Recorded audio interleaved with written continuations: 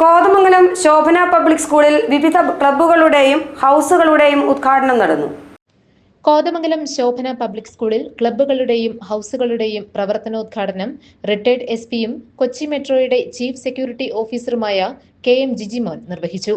Manager sister Lincy അധ്യക്ഷത വഹിച്ച ചടങ്ങിൽ principal sister Annie Jose, sister Ranjil Rani, Siji Augustine, sister Jismin, Binu Cherian എന്നിവർ പ്രസംഗിച്ചു. സ്കൂൾ ഹെഡ് ബോയ് ആയി മിഷേൽ വില്യമും ഹെഡ് ഗേൾ ആയി മെർലിൻ മരിയയും ചുമതലയേറ്റു.